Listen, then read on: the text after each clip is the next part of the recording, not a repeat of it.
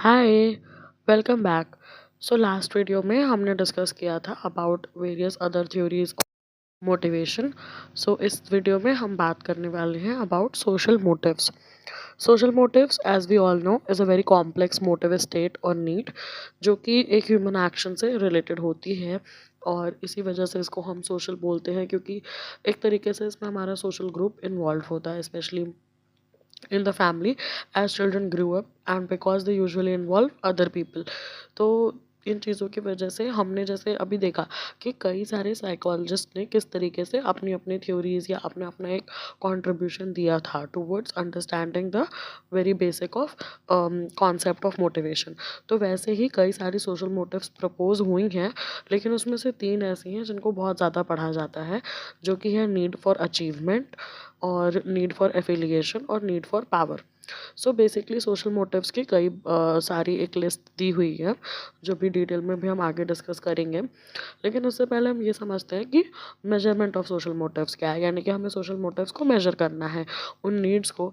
तो साइकोलॉजिस्ट ने कई सारे थीम्स फाइंड आउट किए हैं, बेसिकली कुछ ऐसे कॉमन तरीके, कॉमन थ्रेड्स फाइंड आउट किए हैं जिससे कि एक सैम्पल ऑफ एक्शन को बेसिकली असेस किया जा सकता है या मेजर किया जा सकता है।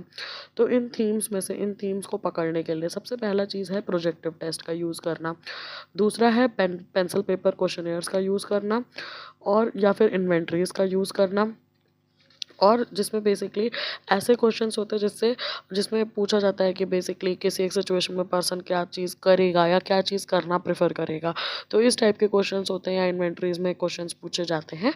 और तीसरा होता है ऑब्जर्वेशन करना ऑफ एक्चुअल बिहेवियर किसी भी एक सर्टेन टाइप ऑफ सिचुएशन में, जहाँ पर उस सिचुएशन का एक्सप्रेशन हो जाए। ठीक है। जैसे कि हमने बात की प्रोजेक्टिव टेस्ट्स की, तो कुछ ऐसी टेस्ट्स हैं, कुछ ऐसे टेक्निक्स हैं जिन पे बेस्ड मतलब बेसिकली हम स्टडी कर सकते हैं अपनी खुद की फीलिंग्स को भी या अपनी नीड्स को भी एक अनस्ट्रक्चर्ड मटेरियल के थ्रू। जैसे कि टीएटी, थीमेटिक अप्रिसेप्शन टेस्ट, एक ऐसा टेस्ट है जो कि प्रोजेक्टिव टेस्ट है, जिसको बेसिकली हम यूज़ करते हैं सोशल मोटिव्स को असेस करने के लिए। तो इस टेस्ट में बाकी दूसरे टेस्ट की तरह ही एक स्टैंडर्ड सेट ऑफ पिक्चर्स होते हैं जो कि डिपिक्ट करते हैं various people in various situations presented, and the person being tested is asked to make up stories describing इस पिक्चर में क्या हो रहा है। तो मोटिवेशनल थीम्स जो कि फाउंड की गई हैं to run through the stories, जो भी पिक्चर के बारे में बताई जाती हैं। ठीक है। अगर आपने टीएटी का टेस्ट नहीं देखा है तो definitely I will make sure कि मैं एक बार आपको टीएटी का टेस्ट पूरा दिखाऊं विथ प्रॉपर मैनुअल और कैसे उसका असेसमेंट किया जाता है। डेफिनेटली मैं आगे चैनल में टेस्ट्स भी कवर करूंगी और डिटेल में। बाकी अभी बेसिक के लिए सिर्फ ये समझ करके चलते हैं, आप अपने पीजी में आओगे, मास्टर्स में आओगे, या मे बी अपने बीएससी के टाइम पे भी आप ग्रेजुएशन में ये टेस्ट असेस कर सकते हो। फिर आगे अगर हम क्वेश्चनेयर्स की जो हमने बात की, तो ऐसे कुछ टाइप के पर्सनालिटी क्वेश्चनेयर्स होते हैं, इन्वेंट्रीज होती हैं, जिनको बेसिकली डेवलप ही किया गया है जिससे कि हम सोशल मोटिव्स के स्ट्रेंथ को मेजर कर सकें। तो ऐसे इन्वेंट्रीज में कुछ ऐसे क्वेश्चंस होते हैं जो कि किसी एक पर्सन को अपने टिपिकल बिहेवियर से रिलेट करके या प्रेफरेंसेस से रिलेट करके आंसर करना होता है कि वो क्या करना प्रेफर करेंगे या करेंगे किसी एक सर्टेन सिचुएशन में, फॉर एग्जाम्पल। फिर अभी हम सिचुएशनल टेस्ट्स की बात कर लेते हैं। ये तीसरा तरीका है सोशल मोटिव्स को असेस करने का, जहाँ पे या तो सिचुएशन क्रिएट की जाती है जिससे कि उस पर्सन का वो डोमिनेटिंग मोटिव जो है या डोमिनेंट मोटिव जो है वो रिवील हो सके, या तो फिर उस सिचुएशन में हम खुद ही एज अ एग्जामिनर पहुँच जाते हैं। तो बेसिकली सिचुएशन को उस बिहेवियर को या उस एक्शन को उस सर्टन सिचुएशन में असेस करना। ठीक है।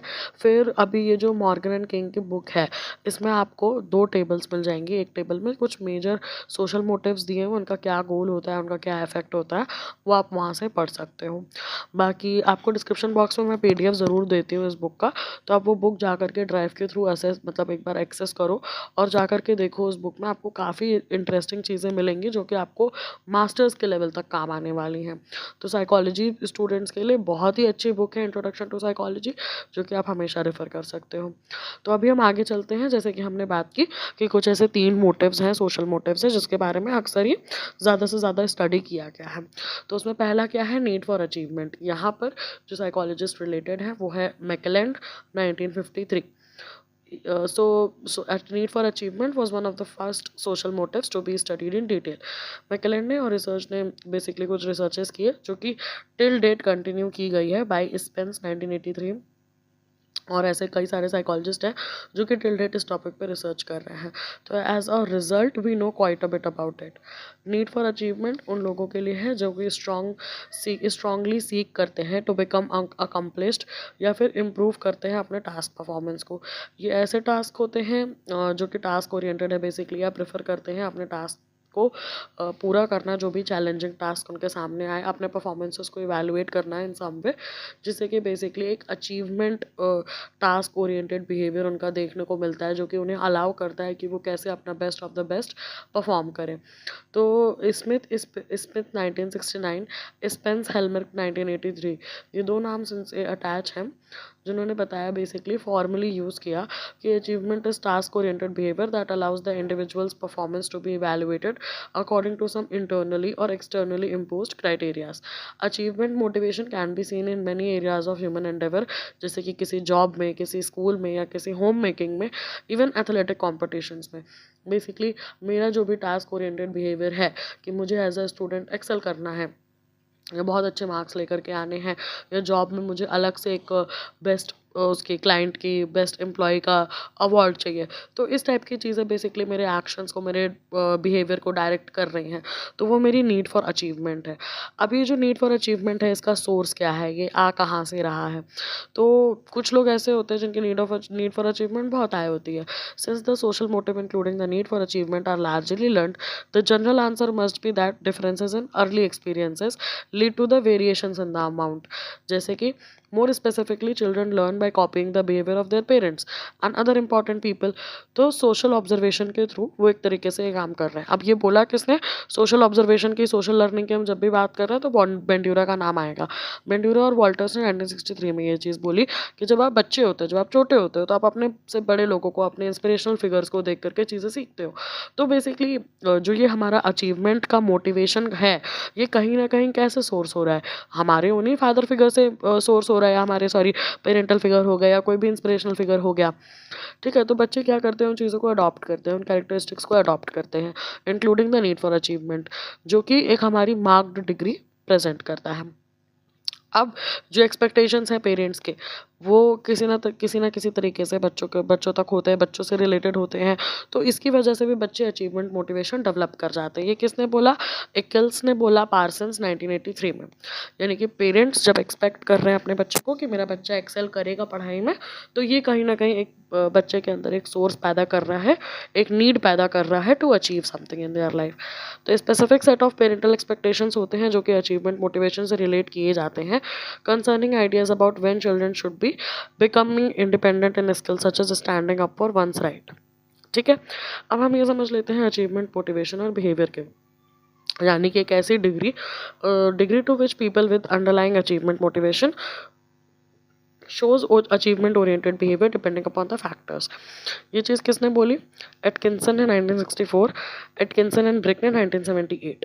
that one of these is that another motive, fear of failure, which is said to inhibit the expression of achievement behaviour. यानी कि फेयर और फेलियर का भी इन लोगों ने कॉन्सेप्ट यहाँ पे इंट्रोड्यूस कर दिया। अब कुछ लोगों के लिए फियर ऑफ फेलियर जो है वो थोड़ा लो हो सकता है relatively to the need of achievement. और अचीवमेंट मोटिवेशंस जो हैं वो एक्सप्रेस होती हैं कई सारे तरीके से। इसके बारे में मैकलेंड ने बात की है, विंटर ने बात की है 1969 में, और होएंगा ने बात की है 1984 में। अब जैसे कि अगर हम अचीवमेंट रिलेटेड बिहेवियर की बात करते हैं तो वो कितना ज़्यादा प्रेजेंट है। सब्सिक्वेंट रिसर्च किए गए हैं स्ट्रांगली, जो कि क्वेश्चन करते हैं existence of general success avoidance motive in women. ये किसने बोला? ट्रांसमर ने बोला 1976 में, जो कि काफ़ी ट्रेडिशनल व्यू दिखाता है कि कैसे विमेन का रोल है सोसाइटी में, यट उनको प्लेस किया जाता है कॉम्पिटिटिव सिचुएशंस में। They do have a fear of success, so there are individual differences in the fear of success motive. ठीक है, तो इसमें जेंडर बायसेस भी थोड़े बहुत देखे गए कि कैसे एक फेमिनिटी यानी कि विमेन सेंट्रिक कैसे एक मोटिव जो है वो चेंज हो रही है या डिफरेंट हो रही है। The most successful people identified in research scored high on achievement motivation on work orientation but low on competitive motivation. ये इस स्टडी में जो स्टडी की गई इसे किसने की, स्पेंसर हेलमर्क ने की 1983 में। अच्छा, साथ के साथ मैं आपको बताती चलूँ कि आपको ये साइकोलॉजिस्ट के नाम, उनके ईयर पढ़ना क्यों ज़रूरी है। अगर आप एक साइकोलॉजी से रिलेटेड स्टूडेंट हो, तो अगर आप नेट यूजीसी या इन चीज़ों के लिए तैयारी कर रहे हो तो आपको ये चीज़ें पढ़नी ही पड़ेगी, एमसीक्यू में बहुत काम आने वाली हैं। अगर अभी आप मास्टर्स लेवल में हो, बैचलर्स लेवल में हो, तो ये चीज़ें आपको एक एक्स्ट्रा एज प्रोवाइड करेंगे। एक्स्ट्रा एज प्रोवाइड करेंगे क्योंकि आपको ये समझना है कि अब आप ग्रेजुएशन और पोस्ट ग्रेजुएशन लेवल पे आ चुके हो, तो आपका सिर्फ वही सेम 11th-12th के कॉन्सेप्ट्स लिख करके काम नहीं चलेगा। जो चीज़ें हमने एलिमेंट्री पढ़ी, उसके साथ साथ में आपको एडवांस्ड चीज़ें याद रखनी होंगी, याद करनी पड़ेगी, ताकि आप उसका प्रैक्टिकल नॉलेज भी रखो, उसको प्रैक्टिकली अप्लाई भी करो। क्योंकि ऐसे जो भी हम साइकोलॉजिस्ट के नाम और उनके ईयर याद कर रहे हैं, वो हमें एक एक्स्ट्रा एज प्रोवाइड करता है, और वही हमारे स्टैंडर्ड बताएगा ना कि why we are in like in graduation level or in post graduation level. So as a psychologist, it is very much necessary for you to at least like study और know about these facts कि अच्छा ये एक motivation की theory आए, क्योंकि human behaviour, human nature और human से रिलेटेड अगर आप फील्ड में हो, that is a very very subjective thing, and वो हर एक दिन इवॉल्व हो रहा है, वो हर एक इंडिविजुअल टू इंडिविजुअल डिफरेंट है। तो आपको नए नए कॉन्सेप्ट्स, नए नए आइडियाज़ मिलते रहेंगे, नए नए रिसर्चेस होते रहते हैं, एंड डेफिनेटली आप प्रायर अपने करियर में आगे बढ़ोगे, इस फील्ड से रिलेटेड काम करोगे, तो डेफिनेटली आप भी ऐसे रिसर्चेस करोगे। तो ऐसे कई सारे कॉन्सेप्ट्स होते हैं जो हमें कई बार मिस हो जाते हैं, बट फिर भी वो हमें पढ़ना ज़रूरी इसी वजह से है, ताकि हम वो एक एक्स्ट्रा एज सिक्योर कर सकें। अच्छा, तो चलिए टॉपिक पे वापस आते हैं। जैसे हम अचीवमेंट, मोटिवेशन और सोसाइटी की बात कर रहे थे, तो मैकलेलैंड ने ये भी सजेस्ट किया कि जो नीड फॉर अचीवमेंट है, वो कहीं ना कहीं हमारे सोसाइटी के इकोनॉमिक और बिजनेस ग्रोथ से भी रिलेटेड है। तो ऐसे कई इन्वेस्टिगेटर्स ने फाइंड आउट किया ये एविडेंस कि जब एक स्ट्रॉन्ग अचीवमेंट मोटिवेशन होती है इन अ पर्टिकुलर सोसाइटी, तो वो हमें हेल्प करती है, या एक तरीके का प्रिडिक्शन है about the economic growth in that society. Definitely, जैसे मैंने यहाँ पे आपको एक कॉन्सेप्ट बताया, तो ये जो चीज़ें आप एक आंसर लिख रहे हो, अगर आप उसमें सपोर्टेड रिसर्चेस डालते हो, तो उससे क्या होता है, आपको एक एक्स्ट्रा एज मिल जाता है अपने कॉन्सेप्ट को, अपने आइडियाज़ को और बेहतर तरीके से प्रेजेंट करने का। चलिए अब हम पावर मोटिवेशन की बात कर लेते हैं, या फिर नीड फॉर पावर की बात कर लेते हैं। तो विंटर 1973 ने डिफाइन किया था कि सोशल पावर जो है बेसिकली एक एबिलिटी है या कैपेसिटी है, जिससे कि एक पर्सन प्रोड्यूस करता है कॉन्शियसली या फिर अनकॉन्शियसली, इंटेंडेड इफेक्ट्स होते हैं उसमें ऑन द बिहेवियर और इमोशन ऑफ अनदर पर्सन। तो गोल क्या है पावर मोटिवेशन का? इन्फ्लुएंस करना, कंट्रोल करना, कंट्रोल करना, परसुएट करना, लीड करना, या दूसरों को चार्म करना। अब power motivation, the need for power, ये ऑफन इसको टर्म किया जाता है, जिसके बारे में विंटर ने बात की हुई है।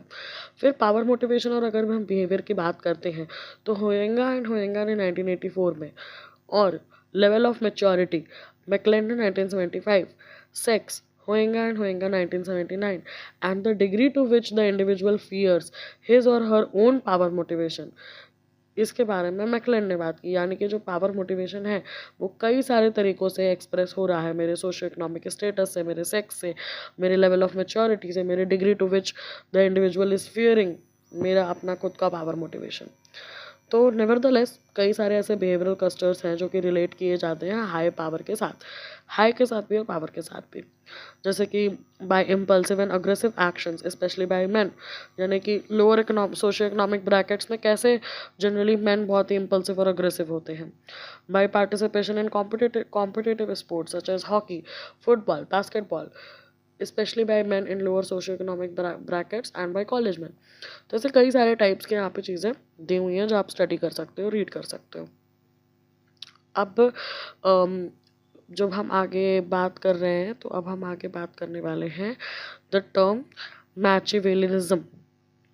आई am very sorry if I am pronouncing it wrong, but I am trying my best. Christie and Geis 1970 में कॉइन किया था इस वर्ड को in psychology to describe people who express their power motivation by manipulating और exploiting others in deceptive way और unscrupulous fashion. It is not the same as power motivation, but it refers to a particular strategy that some people use, that some people may dub as machiavells. or used to express their power motivation. In addition, these people generally show very little warmth in their personal relationships and are only weakly guided by conventional morality in their dealings with others and are reality oriented. Pencil and paper psychological test based है इस idea पे, जो कि device करते हैं और identify करते हैं ऐसी पर्सनालिटीज़ को।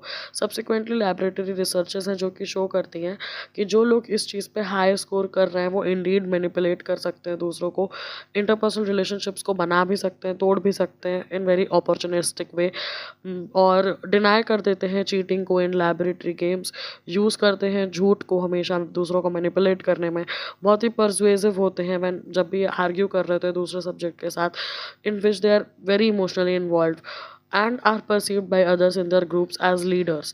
So ये themselves might have predicted, अपने आप को या तो इन्होंने प्रिडिक्ट कर लिया है या तो ये हमेशा अपने आप को विनिंग साइड पे देख रहे होते हैं लैबोरेटरी के गेम्स में। So that's all for this video. I hope आपको चीज़ें क्लियर होंगी। If at all there is any doubt you can definitely write down in the comment section below. Description box में आपको स्टडी मटेरियल मिल जाएगा, so do check it out. And मिलते हैं next video में where we will be discussing about human aggression. Thank you so much for watching.